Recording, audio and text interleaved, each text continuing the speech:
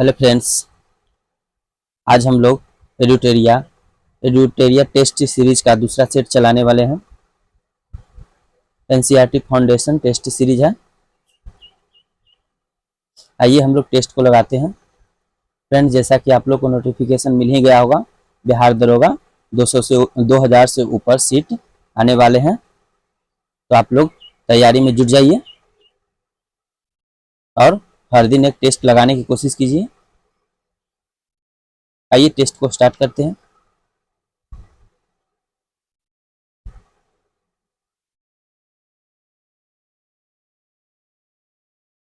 पहला क्वेश्चन है, भारतीय इतिहासकारों के द्वारा वर्णित इतिहास के संबंध में निम्नलिखित कथन पर विचार करें। देखिए, भारतीय इतिहास को आमतौर पर प्राचीन, मध्यकालीन तथा आधुनिक काल में बांटकर देखते हैं। यह बिल्कुल सही है। इतिहास को इन खंडों में बांटने की यह समझ पश्चिम से आई है। यह भी सही है, यानी ऑप्शन नंबर सी, एक और दो दोनों होगा। नेक्स्ट है, आधुनिक समाज की विशेषताओं में क्या सम्मिलित है?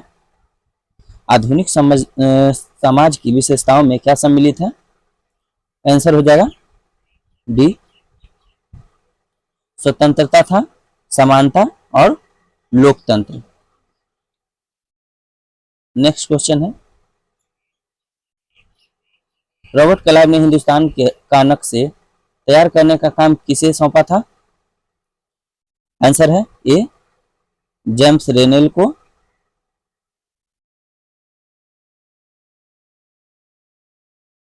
उन्नीस की आर्थिक महामंदी के संबंध में निम्नलिखित कथन पर विचार करें। आंसर है सी, अमेरिकी शेयर बाजार में बड़ी मात्रा में बिकावली के कारण आर्थिक महामंदी की शुरुआत हुई। अमेरिकी महामंदी का सबसे बुरा प्रभाव जर्मन अर्थव्यवस्था पर पड़ा था। ये दोनों सही है।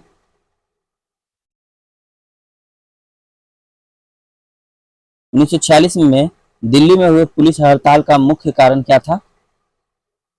आंसर है सी, कम वेतन और खराब भोजन। ये दोनों था। बहादुर शाह जफर के बेटों को किस अंग्रेज अधिकारी ने गिरफ्तार किया था? आंसर हो जाएगा डी, कैप्टन हडसन ने।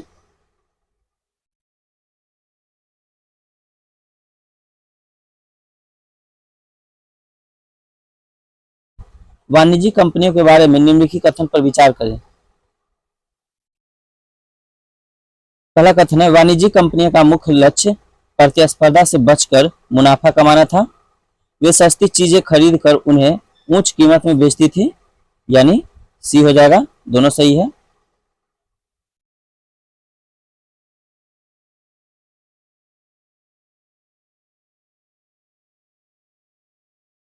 बंगाल के नवाब सिराजुद्दौला और कंपनी के बीच टकराव का मुख्य कारण क्या था?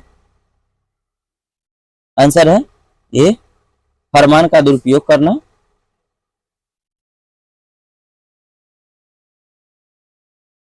सिराजुद्दौला के संबंध में निम्नलिखित कथन पर विचार करें। आंसर हो जाएगा सी,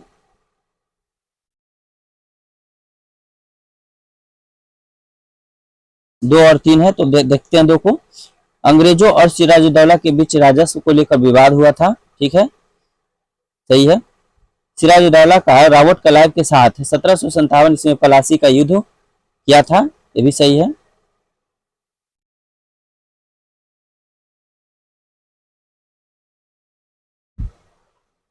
नेक्स्ट है, सिराजुद्दौला के हार का प्रमुख कारण क्या थे? आंसर है सेनापति मीर जाफर की धोखेबाजी है। 1757 ईस्वी को पलासी की लड़ाई एक धोखे की लड़ाई थी, जिससे सिराजुद्दौला को उसके सेनापति ने सेनापति कौन था? मीर जाफर ने धोखा दिया और सिराजुद्दौला युद्ध में हार गया और मारा गया था।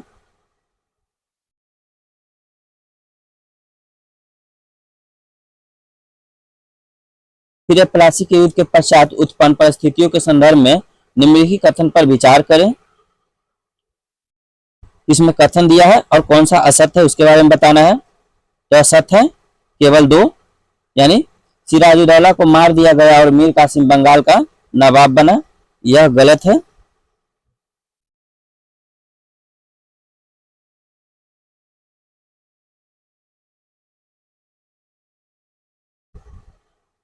वर्ष 1764 की बक्सर की लड़ाई के समय बंगाल का नवाब कौन था? आंसर हो जाएगा बी मीर जाफर। 1764 की बक्सर की लड़ाई के समय बंगाल का नवाब कौन था? मीर जाफर था।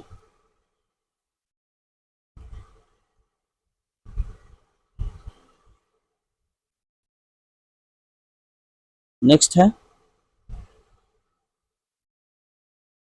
बक्सर के युद्ध के संबंध में निम्नलिखित कथन पर विचार करना है और सत्य कथन को पहचानना है।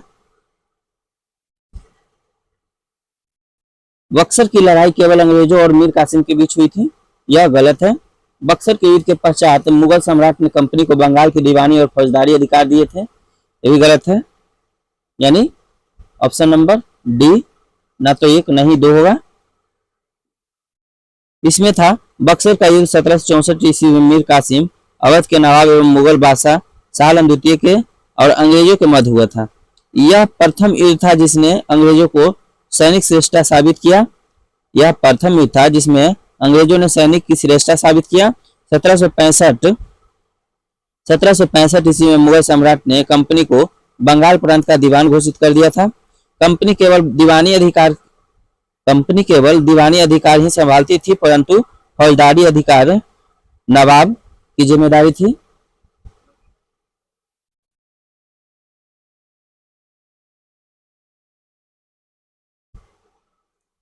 नेक्स्ट क्वेश्चन है,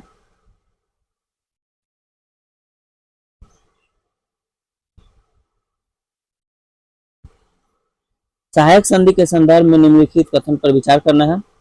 पहला कथन है, सहायक संधि अपनाने वाली रियासतों को अपनी स्वतंत्र सेना रखने का अधिकार नहीं होता था, यह बिल्कुल सही है।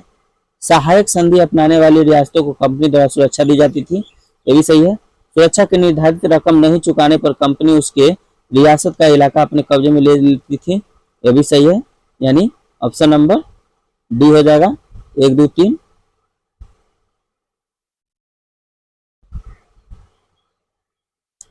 हैदर अली की मृत्यु किस आंग्ल मैसूर युद्ध में हुई थी?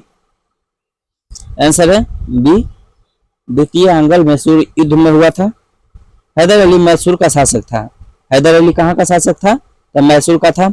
हैदर अली तथा टीपू सुल्तान ने अंग्रेजों के खिलाफ 4 युद्ध लड़े थे। हैदर अली का शासनकाल 1761 से 1782 ईस्वी तक था। हैदर अली ने 1761 ईस्वी 1782 ईस्वी तक शासन किया। द्वितीय आंग्ल मैसूर युद्ध के समय के समय कैंसर के कारण उनकी मृत्यु हो गई। 1782 ईस्वी में उनकी मृत्यु हो गई। इसके पश्चात टीपू सुल्तान ने युद्ध का नेतृत्व लिया था।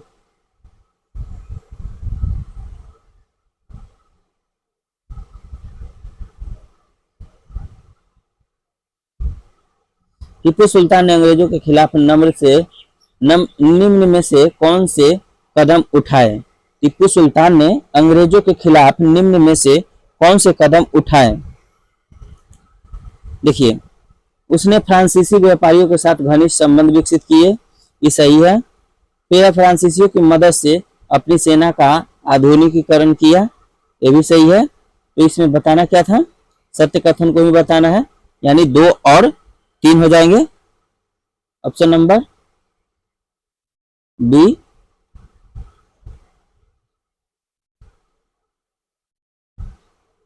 1799 ईस्वी में टीपू के हार के परिणाम के संबंध में निम्नलिखित कथन पर विचार कीजिए। देखिए, श्रीरंगपट्टनम की रक्षा करते हुए टीपू मारा गया, यह बिल्कुल सही है। बोडियार राजवंश के हाथों में मैसूर की सत्ता सौंप दी गई, ये भी सही है। मैसूर पर सहायक संधि थोप दी गई, ये भी सही है। यानी डी 1 2 3 सब सही है। सर्वोच्चता की नीति किसके द्वारा आरंभ की गई थी? आंसर है Lord Hastings. Option number D.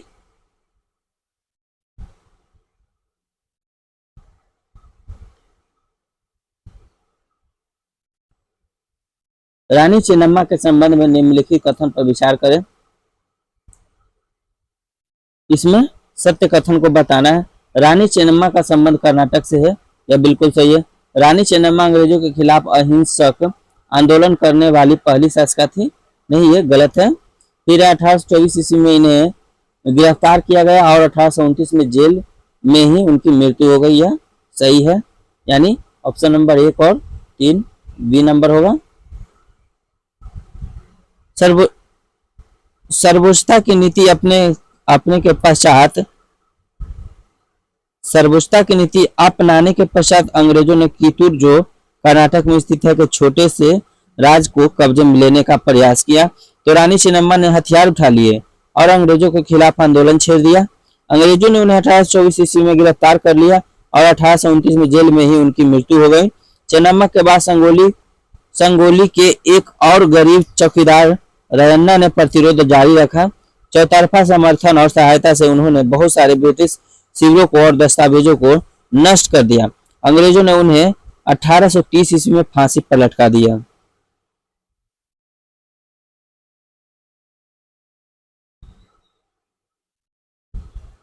Company ने सिंध पर कब कब्जा किया? कंपनी ने सिंध पर कब कब्जा किया, किस वर्ष? तो आंसर हो जाएगा 1843 ईस्वी में। सहायक संधि के संबंध में मिलान करने, इसका हो जाएगा सतारा 1848 ईस्वी में होगा। फिर है संबलपुर 1850 ईस्वी में। फिर है उदयपुर, उदयपुर हो जाएगा 1852 ईस्वी में। नागपुर 1853 ईस्वी में। Option number D.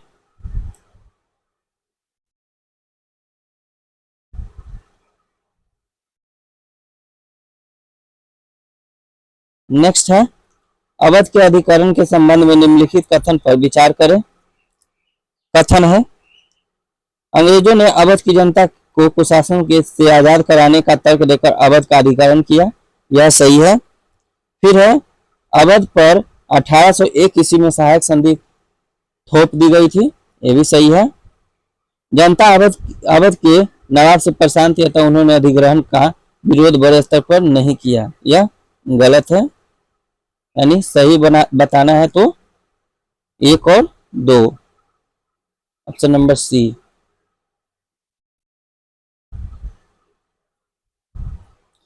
Governor general Warren Hastings द्वारा लागू किए गए न्याय व्यवस्था की निम्नलिखित विशेषताएं थी, इन्हें विशेषता बताना है, सत्य कथन को बताना है। हर जिले में 2 अदालत बनाई गई, फौजदारी अदालत और दीवानी अदालत, यह बिल्कुल सही है। फिर है दीवानी अदालतों के मुखिया यूरोपीय जिला कलेक्टर होते थे, जिसमें यूरोपीय पद्धति पर दीवानी कार्य किए जाते थे, यह गलत है। फिर फौजदारी अदालतों अभी अभी भी काजी और मुफ्ती के अंतर्गत थी, लेकिन वह भी कलेक्टर की निगरानी में काम करते थे, यह सही है। यानी 1 और 3, ऑप्शन नंबर बी।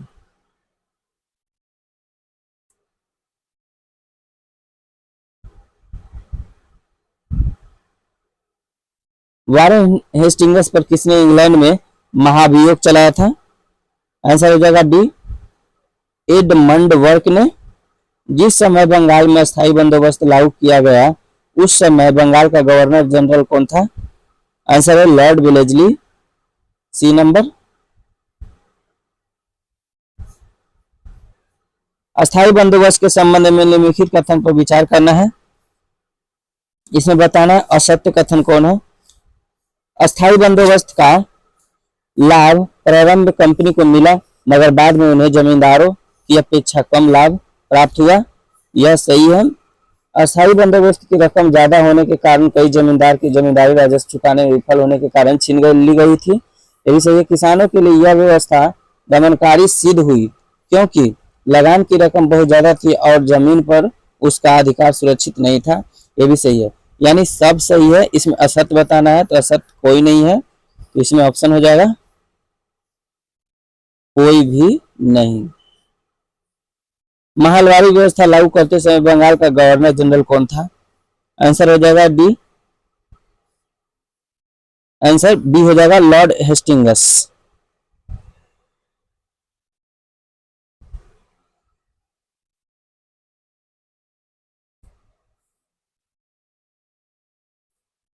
महलवारी व्यवस्था के संबंध में निम्नलिखित पर विचार करना है। कौन सा कथन सत्य है इसके बारे में बताना है। तो अलेक्जेंडर रीड ने इसे पहली बार लागू किया, यह गलत है। यह व्यवस्था महाल जो गांव का समूह होता था उसे से ही की जाती थी, यह सही है। भू राजस्व की रकम निश्चित रूप से तय कर दी जाती थी, जिसको चुकता करने की जिम्मेदारी सामूहिक रूप से महाल की होती थी, यह गलत है।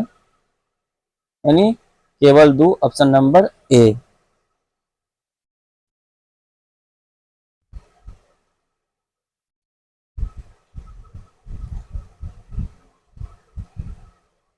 नेक्स्ट क्वेश्चन है,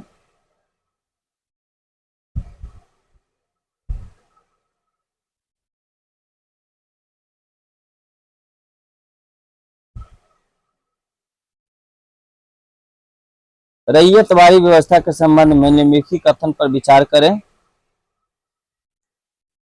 इसमें बताना है कौन सा कथन सत्य है। सबसे पहले कैप्टन अलेक्जेंडर रीड ने इस व्यवस्था को लागू किया, यह सही है। भू राजस्व वसूलने की व्यवस्था किसी संस्था या जमींदार से न करके सीधे रैयतों से किया गया, ये भी सही है। यानी ऑप्शन नंबर सी, 1, 2, 3, 1 और 2।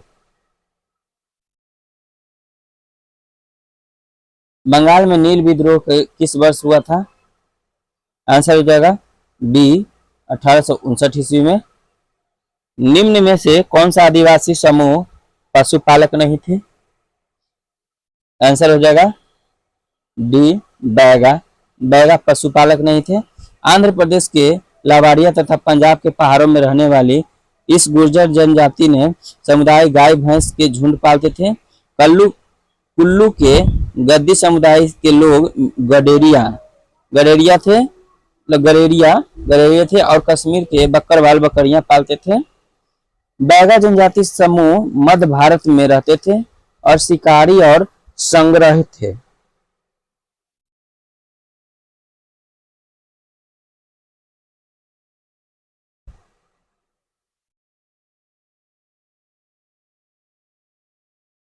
औपनिवेशिक शासन से आदिवासियों के जीवन पर निम्नलिखित असर पड़े, तो क्या है सत्कथन? केवल 2 हो जाएगा। घुमंतु काश्तकारों को एक स्थान पर रहने के लिए बाध्य करने का प्रयास किया जाने लगा, सिर्फ यही सही है, option number B.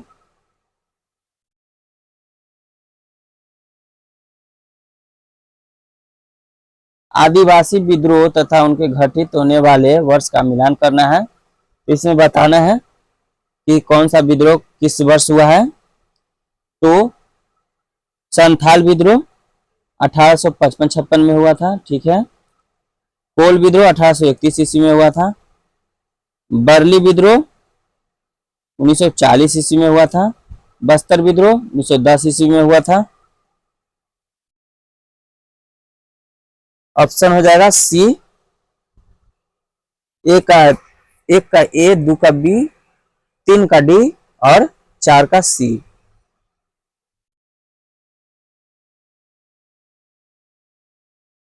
Birsa Munda के संदर्भ में निम्नलिखित कथन पर विचार करना है।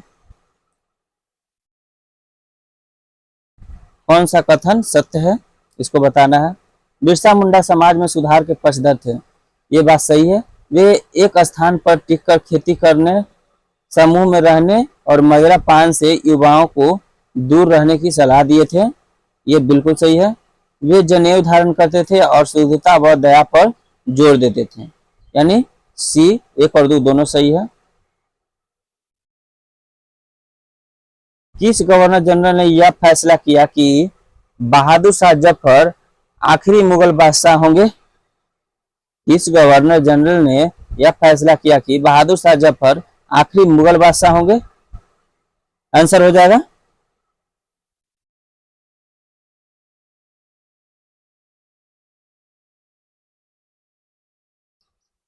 B, lord Canning.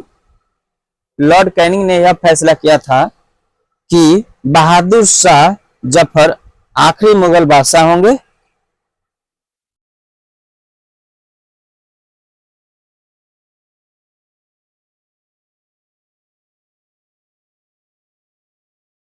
नेक्स्ट है, कंपनी द्वारा भारत में सुधार के नाम पर ईसाई धर्म को प्रोत्साहित करने के लिए निम्न में से कौन से कदम उठाए गए? आंसर हो जाएगा सी, 1 और 2 दोनों। 1830 के बाद कंपनी ने ईसाई मशीनरियों को जमीन व संपत्ति जुटाने की छूट दी थी। 1850 में एक नया कानून बनाया गया जिसमें प्रावधान था कि अगर कोई भारतीय व्यक्ति ईसाई धर्म अपनाता है तो उसे पुरखों की संपत्ति पर पहले जैसा अधिकार मिलेगा।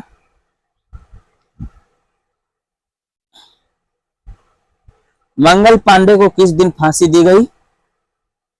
आंसर है 8 अप्रैल 1857 ईस्वी को मंगल पांडे को फांसी दी गई थी।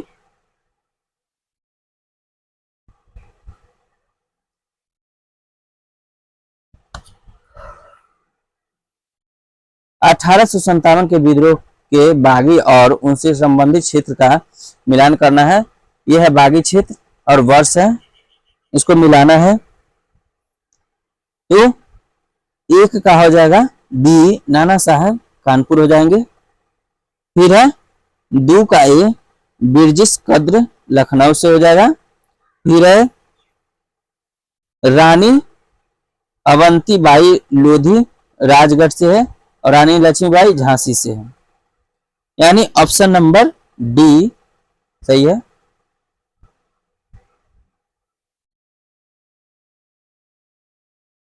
विद्रोहियों के संबंध में निम्नलिखित कथन पर विचार करें। इसमें कथन बताना है कि कौन सा सत्य है। सत्य कथन को देखते हैं। तो 1858 ईस्वी में रानी लक्ष्मीबाई अंग्रेजों से लड़ते हुए वीरगति प्राप्त हो गई, यह सही है। फिर है तात्या टोपे मध्य भारत के जंगलों में रहते हुए आदिवासियों और किसानों की सहायता से छापामार युद्ध करते थे, यह भी सही है, यानी ऑप्शन नंबर बी 2 और 3 सही है।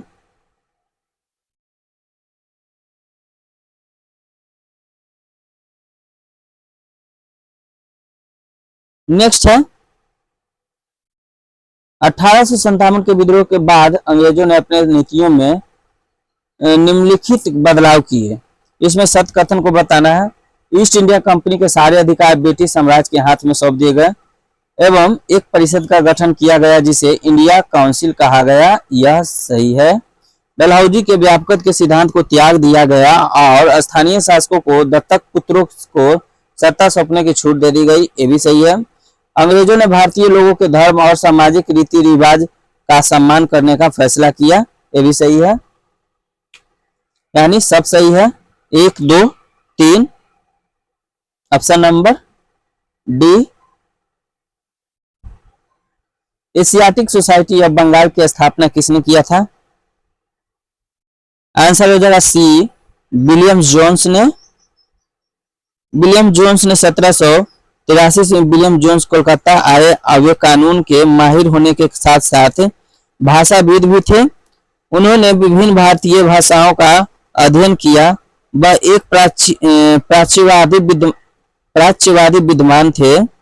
जोन्स ने विभिन्न अंग्रेज अधिकारियों के साथ मिलकर एशियाटिक सोसाइटी ऑफ बंगाल का गठन किया और एशिया रिसर्च नामक शोध पत्रिका का प्रकाशन भी शुरू किया था।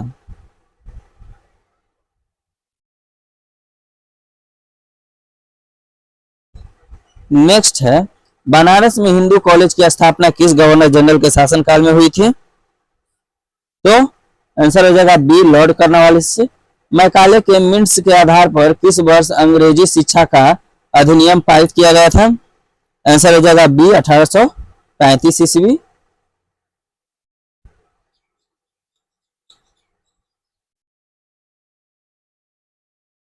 सर 1854 के वुड डिस्पैच के संबंध में निम्नलिखित कथन पर विचार करें। इसमें कथन दिया गया है और सत्य बताना है कौन सा कथन सही है। जो वुड के नीति पत्र में यूरोपीय शिक्षा से भारतीय के नैतिक चरित्र उत्थान का तर्क दिया गया, यह सही है। वुड के नीति पत्र के आधार पर 1854 में सरकारी विभागों का गठन किया गया ताकि शिक्षा संबंधी सभी मामलों पर सरकार का नियंत्रण किया जा सके, यह भी सही है। इस दस्तावेज में अंग्रेजी शिक्षा का एक व्यवहारिक लाभ आर्थिक क्षेत्र में भी बताया गया, यह भी सही है, यानी 1 2 3 ऑप्शन नंबर डी सही है। फिर है महात्मा गांधी की शिक्षा संबंधी विचारों के संबंध में निम्नलिखित कथन पर विचार करें। इसमें सत्य कथन को बताना है। आंसर हो जाएगा डी 1, 2, 3। महात्मा गांधी अंग्रेजी शिक्षा के खिलाफ थे, सही है। उनके मुताबिक अंग्रेजी शिक्षा भारतीयों को अपाहिज बना देगी और उन्हें अपने सामाजिक परिवेश से काट देगी, ये भी सही है। उनके अनुसार पढ़ने और लिखने की क्षमता पा लेना ही शिक्षा नहीं है, यही भी सही है।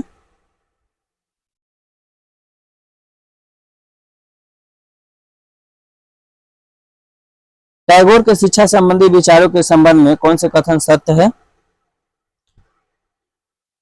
आंसर है डी। टैगोर अंग्रेजी शिक्षा के पद्धति से खुश नहीं थे, सही है। उनके अनुसार सृजनात्मक शिक्षा केवल प्राकृतिक परिवेश में ही प्रोत्साहित किया जा सकता है, यह भी सही है। टैगोर आधुनिक पश्चिमी भाषा सभ्यता और भारतीय परंपरा के श्रेष्ठ तत्वों का सम्मिश्रण चाहते थे, यह भी सही है। यानी 1, 2, 3 ऑप्शन नंबर डी सही है। सती शब्द का क्या अर्थ होता है? आंसर हो जाएगा सी सदाचारी महिला।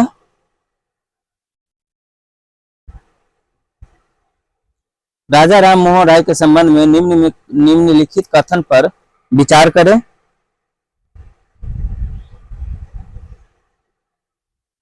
कथन है उन्होंने कलकत्ता में ब्राह्मण सभा की स्थापना की, ये सही है। फिर है राजा राम मोहन राय पश्चिमी शिक्षा के प्रसार के पक्ष में थे, ये भी सही है।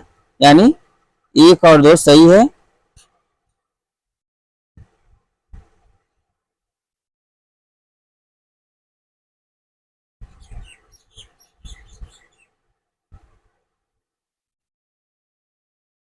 प्राचीन ग्रंथों का हवाला देकर किसने समाज सुधार की पहल प्रारंभ की थी?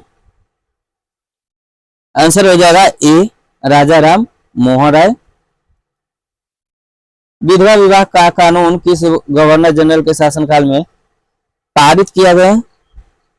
आंसर है डी लॉर्ड कैनिंग।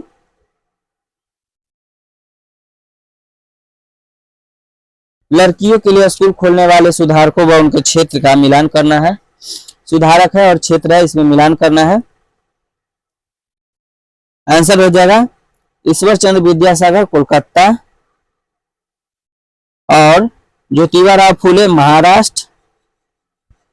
फिर है आर्य समाज पंजाब, भोपाल की बेगम अलीगढ़। यानी ऑप्शन नंबर डी हो जाएगा।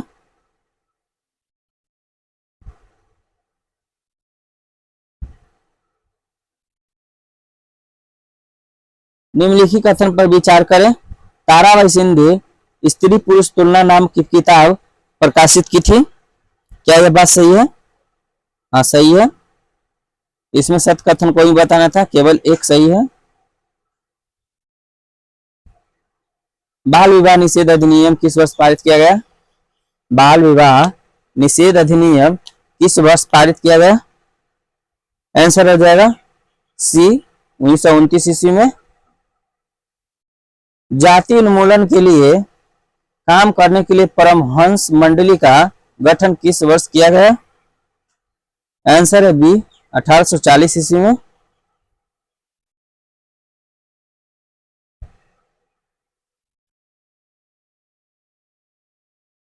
जाति सुधार आंदोलन के संबंध में निम्न कथन पर विचार करना है।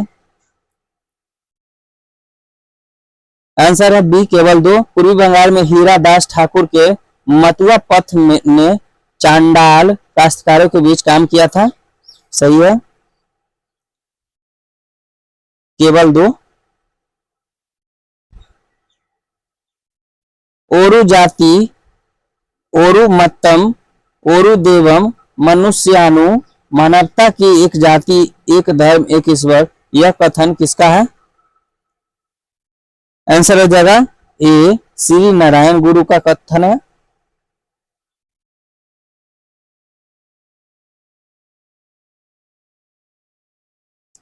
गुलामगिरी पुस्तक की रचना ज्योतिबा फुले ने किस वर्ष में की थी? आंसर है 1873 ईस्वी में। प्रार्थना समाज की स्थापना कब की गई थी? आंसर है सी 1867 ईस्वी में। भारत में आर्म्स एक्ट किस वर्ष पारित किया गया था? आंसर है बी 1878 में। इलवर्ट बिल लागू करने के संबंध में निम्नलिखित कथन पर विचार करना है। आंसर हो जाएगा केवल एक। 1883 ईस्वी में सरकार ने इलवर्ट बिल लागू करने का प्रयास किया है। कांग्रेस की स्थापना के संदर्भ में निम्नलिखित कथन पर विचार करना है। कौन सा कथन सत्य है उसके बारे में बताना है। 1885 ईस्वी में देश भर के 72 प्रतिनिधियों ने मुंबई में सभा करके भारतीय राष्ट्रीय कांग्रेस की स्थापना का फैसला किया था। यह बात सही है। संगठन के प्रारंभिक नेता दादा भाई नौरोजी ब्रिटिश संसद के सदस्य रह चुके थे। यह भी सही है। सेवानिवृत्त ब्रिटिश अफसर एओ ह्यूम की कांग्रेस की स्थापना में महत्वपूर्ण भूमिका थी। यह भी सही है। यानी 1, 2, 3 सभी सही है। Option number D.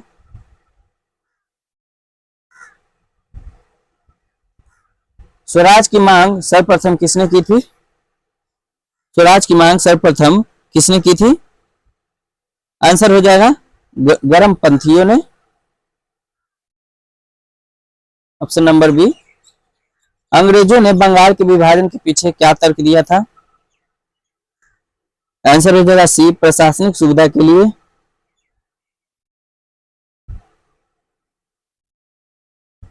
उन्नीस में घटित रूसी क्रांति के प्रमुख रूप से कौन से विचार निकालकर संपूर्ण विश्व में फैले? आंसर हो जाएगा सी समाजवाद का विचार।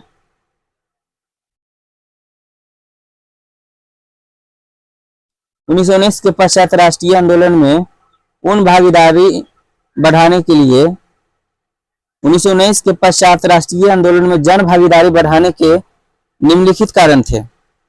इसमें सत्य कथन को बताना है। आंसर हो जाएगा डी 1, 2, 3। प्रथम विश्व युद्ध के पश्चात महंगाई में तेजी से बढ़ोतरी परिणाम स्वरूप जनता त्रस्त थी। 1917 की रूसी क्रांति, ठीक है। गांधी जी के सत्याग्रह और अहिंसा के विचार, यानी 1, 2, 3 सब सही है।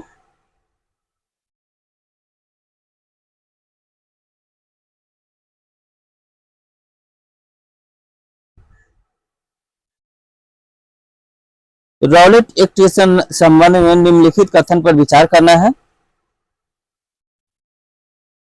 यह कानून अभिव्यक्ति की स्वतंत्रता जैसे मूलभूत अधिकारों पर अंकुश लगाने और पुलिस को ज्यादा अधिकार देने के लिए लागू किया गया था। यह सही है। रॉलेट एक्ट के विरोध में शुरू किया गया रॉलेट सत्याग्रह ब्रिटिश सरकार के खिलाफ पहला अखिल भारतीय संघर्ष था। यह भी सही है। Option number C 1, 2।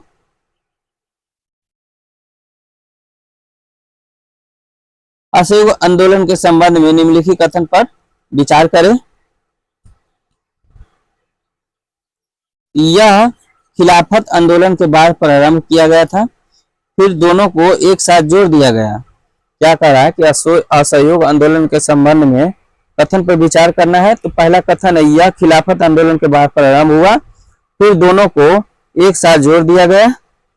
असहयोग आंदोलन की मुख्य मांग स्वराज थी। इसमें बड़ी मात्रा में सरकारी संस्थाओं को बहिष्कार किया गया, उपाधियां लौटा दी गई, विदेशी कपड़ों की होली जलाई गई। यह सभी सही है। Option number D. पंजाब में सिखों के अकाली आंदोलन का मुख्य उद्देश्य क्या था? आंसर है बी। अंग्रेजों की सहायता से गुरुद्वारा में जमे बैठे भ्रष्ट महंतों की हटाना है। 1929 में पारित पूर्ण स्वराज प्रस्ताव से संबंधित निम्नलिखित कथन पर विचार करना है। इसमें सत्य कथन को बताना है। सुभाष चंद्र बोस की अध्यक्षता में यह प्रस्ताव पारित किया गया था? नहीं, ये गलत है। इस प्रस्ताव के आधार पर 26 नवंबर 1930 को पूरे देश में स्वतंत्रता दिवस मनाया गया। ये भी सही है। यानी ऑप्शन नंबर डी, ना तो 1 और ना ही 2।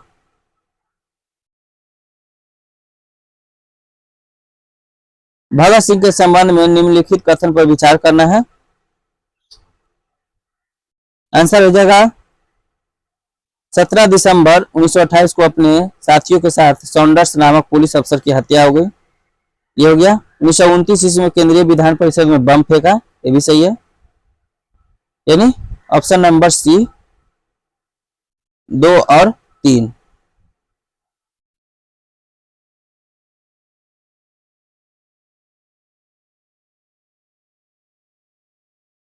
राष्ट्रीय आंदोलन से संबंधित निम्नलिखित कथन पर विचार करना है। इसमें सत्य कथन को बताना है। 1935 का गवर्नमेंट ऑफ इंडिया एक्ट में प्रांतीय स्वायत्तता का प्रावधान किया गया, यह सही है। 1937 ईस्वी में प्रांत विधायकों के चुनाव में कांग्रेस को 11 में से 7 प्रांत में कांग्रेस की सरकार बनी थी, ये भी सही है। 1 और 2 दोनों सही है। किस वर्ष मुस्लिम लीग ने स्वतंत्र राज्य की मांग करते हुए एक प्रस्ताव पारित किया था? आंसर हो जाएगा डी 1940 में। 1940 में मुस्लिम लीग ने देश के पश्चिमोत्तर तथा पूर्वी क्षेत्र में मुसलमान के स्वतंत्र राज्यों की मांग करते हुए एक प्रस्ताव पारित किया। इस प्रस्ताव में विभाजन या पाकिस्तान का जिक्र नहीं था। फिर है सुभाष चंद्र बोस के संबंध में निम्नलिखित कथन पर विचार करें। वे समाजवादी विचार वाले नेता थे, सही है। उन्होंने आजाद हिंद फौज की स्थापना का नेतृत्व किया था। उन्होंने आजाद हिंद फौज का नेतृत्व किया था, ये सही है। सुभाष चंद्र बोस समाजवादी विचार रखने वाले आमूल परिवर्तनवादी राष्ट्रवादी नेता थे। अहिंसा की गांधीवादी आदर्श में उनका विश्वास नहीं था। 1941 में भारत छोड़कर जर्मनी के रास्ते सिंगापुर चले गए और आजाद हिंद फौज का नेतृत्व किया। आजाद हिंद फौज इम्फाल और कोहिमा की ओर से 1944 में भारत में प्रवेश करने का प्रयास किया, परंतु सफल नहीं हो पाए।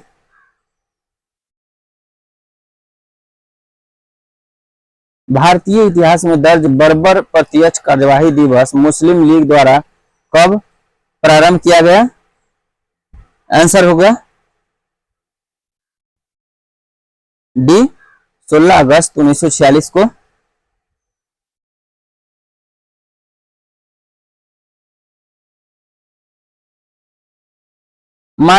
मॉन्टेस्क्यू के संबंध में निम्नलिखित कथन पर विचार करना है। इसने the spirit of the laws नामक पुस्तक की रचना की थी, क्या बात है? ये सही है, बिल्कुल सही है। इस पुस्तक में शक्ति के विभाजन की बात लिखी गई है, ये भी सही है, यानी सी, ऑप्शन नंबर सी सही हो जाएगा। फ्रांस की नेशनल असेंबली के संबंध में निम्नलिखित कथन पर विचार करें। क्या कह रहा है कि 1791 के संविधान ने कानून बनाने का अधिकार नेशनल असेंबली को सौंप दिया, यह बात बिल्कुल सही है। फिर है नेशनल असेंबली अप्रत्यक्ष रूप से चुनी जाती थी, ये भी सही है, यानी 1 और 2 ऑप्शन नंबर सी सही है।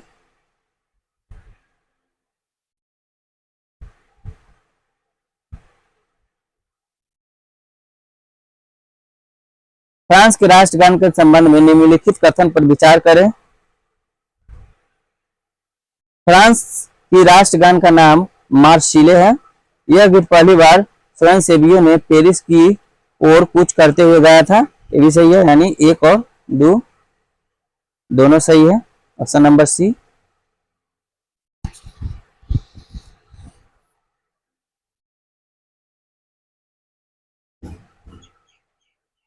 यूरोपीय समाजवाद के संदर्भ में निम्नलिखित कथन पर विचार करना है। समाजवादी निजी संपत्ति के विरोधी थे, सही है। कोऑपरेटिव यानी सामूहिक उद्यम समाजवाद का ही एक स्वरूप है, ये भी सही है। मार्क्स का मानना था कि औद्योगिक समाज पूंजीवादी समाज है, ये भी सही है, ऑप्शन नंबर डी 1 2 3 सब सही है। खूनी रविवार के संबंध में निम्नलिखित कथनों पर विचार करना है और इसमें बताना है कौन सा सत्य है। इसमें है केवल 2 ऑप्शन नंबर बी, मजदूर कार्य अवधि घटाकर 8 घंटे करने वेतन वृद्धि और कार्य स्थिति में सुधार की मांग कर रहे थे।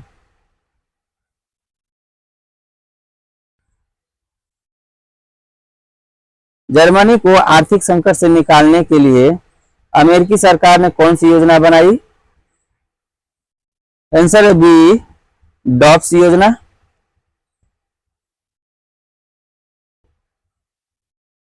विश्वविद्यालय अनुदान आयोग द्वारा हाल ही में मूल्य प्रवाह 2.0 दिशा निर्देश जारी किए गए हैं।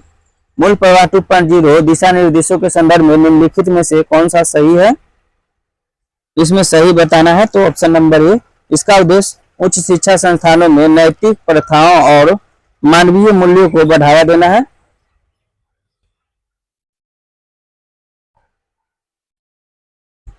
निम्नलिखित में से कौन सा बायो इमर्जिंग बैंक का प्राथमिक उद्देश्य है? आंसर है ए, अनुसंधान उद्देश्यों के लिए उच्च गुणवत्ता वाली जैविक छवियों को संग्रहित और साझा करना।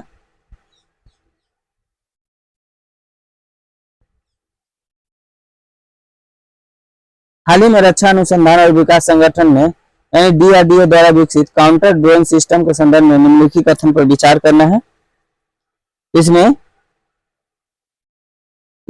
ऊपर के दिए कितने कथन सही है, सही को बताना है। आंसर हो जाएगा दो, केवल दो। इसका उद्देश्य पारंपरिक विमानों और मिसाइलों के खिलाफ हवाई सुरक्षा प्रदान करना है। भारतीय न्याय संहिता 2023 के संदर्भ में निम्नलिखित कथन पर विचार करना है तो केवल एक हो जाएगा। भारतीय न्याय संहिता की धारा 106 के 2 हिट एंड रन मामले में अधिकतम 10 साल की सजा और जुर्माने का प्रावधान करती है।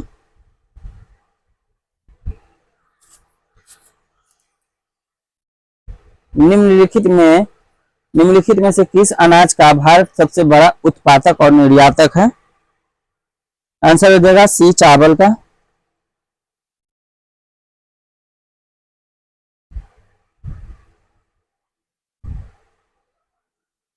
विकसित भारत संकल्प यात्रा के संदर्भ में निम्नलिखित कथन पर विचार करना है। इसमें ऊपर में दिए गए कथनों में से कौन से सही है इसके बारे में बताना है। इसका हो जाएगा दो। विकसित भारत संकल्प यात्रा के दौरान PM गरीब कल्याण अन्न योजना और दीनदयाल अंत्योदय योजना पर फोकस किया जा रहा है, यानी केवल दो, ऑप्शन नंबर बी सही है।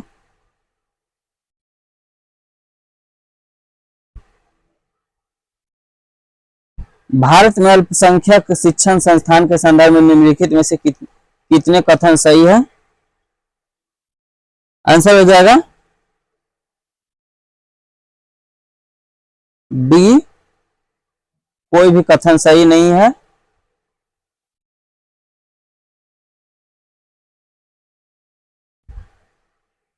फिर है निम्नलिखित में से कौन सा निकाय देशों के बीच कानूनी विवादों को निपटाने और संयुक्त राष्ट्र महासभा, संयुक्त राष्ट्र सुरक्षा परिषद और विशेष एजेंसियों द्वारा संदर्भित कानूनी प्रश्नों पर सलाहकार राय देने के लिए जिम्मेदार है? आंसर हो जाएगा बी, अंतरराष्ट्रीय न्यायालय।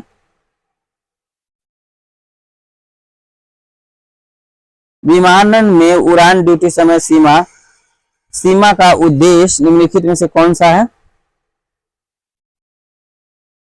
इसका हो जाएगा बी, चालक दल के सदस्य के ड्यूटी पर रहने के कुल समय को सीमित करने के लिए, जिसमें उड़ान और गैर उड़ान दोनों कर्तव्य शामिल हैं।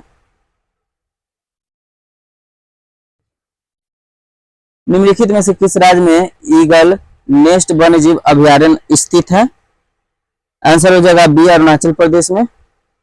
लगातार चौथी बार बांग्लादेश के प्रधानमंत्री के रूप में कौन शपथ लिए हैं? तो ऑप्शन हो जाएगा सी, शेख हसीना।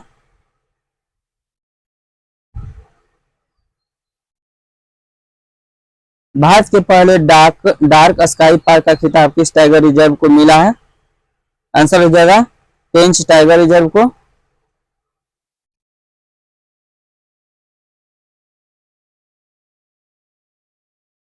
दूरसंचार अधिनियम 2023 के संदर्भ में निम्नलिखित कथन पर विचार करें। ये हो जाएगा इसमें एक और दो, यानी यह लचीली स्पेक्ट्रम आवंटन विधियों का परिचय देता है जो संचार प्रौद्योगिकी की प्रभावी तैनाती के लिए महत्वपूर्ण है। अधिनियम बाजार की सघनता को कम करने के करने और निष्पक्ष प्रतिस्पर्धा का समर्थन करने के लिए कार्यात्मक पृथकीकरण को बढ़ावा देता है। 1 और 2 सही है, ऑप्शन नंबर ए हो जाएगा। फिर है स्वच्छ सर्वेक्षण पुरस्कार के संदर्भ में निम्नलिखित कथन पर विचार करें और ऊपर दिए गए कथनों में कौन सही है, तो सही को बताना है।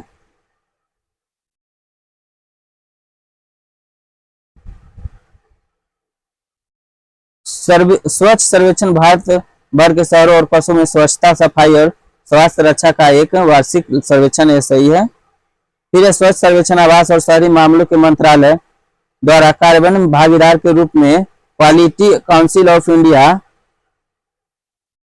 QCI के साथ आयोजित किया गया है, किया जाता है, यानी ऑप्शन नंबर सी 1 और 3 सही है। ग्रीन फ्यूल अलायंस इंडिया के संदर्भ में निम्नलिखित में से कौन से कथन सही है? गठबंधन का लक्ष्य भारत को हरित हाइड्रोजन उत्पादन और निर्यात में वैश्विक नेता के रूप में स्थापित करना है, ये सही है। यह डेनमार्क और भारत के बीच एक गठबंधन है, ये भी सही है। हरित ईंधन प्रौद्योगिकी पर संयुक्त अनुसंधान और विकास परियोजना को सुविधाजनक बनाना GFI में शामिल सहयोग के कुछ प्रमुख स्रोत है, क्षेत्र है, सही है, यानी 1 2 3 सही है।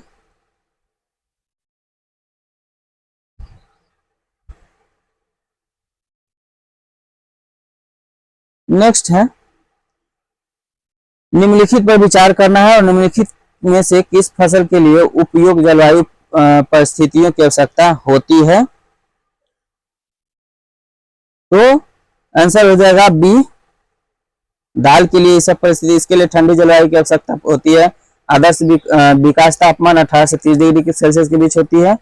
इसे तटस्थ pH वाली अच्छी जल निकासी वाली दोमट मिट्टी में उगाया जाता है। यह हल्की ठंड को सहन कर सकता है, लेकिन अत्यधिक गर्मी के प्रति संवेदनशील है।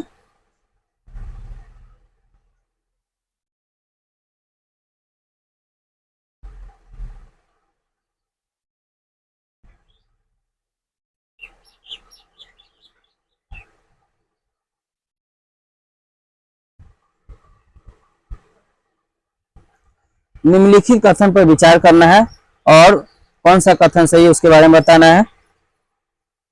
आंसर हो जाएगा केवल एक, ये है स्टेम भारतीय विज्ञान स्टेम भारतीय विज्ञान प्रौद्योगिकी और इंजीनियरिंग सुविधा मानचित्र अनुसंधान एवं विकास अनुसंधान और विकास सुविधाओं को साझा करने के लिए एक राष्ट्रीय वेब पोर्टल है।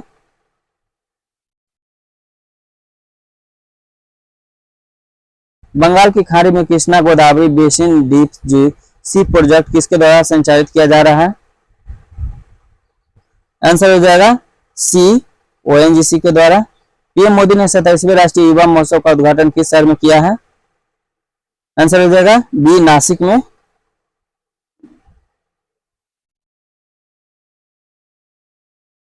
नेक्स्ट है भारतीय नौसेना का बहुराष्ट्रीय अभ्यास मिलन 2024 का आयोजन कहाँ किया जाएगा? आंसर हो जाएगा ए, विशाखापट्टनम में। फ्रेंड्स, सेट हमारा यहीं पर समाप्त हुआ। यह सेट बहुत ही उपयोगी है और इसमें बहुत ही इंपॉर्टेंट क्वेश्चन है जो 6 to 12 पर आधारित है। आप लोग इसे जरूर लगाइएगा। Thanks for watching video. जय हिंद।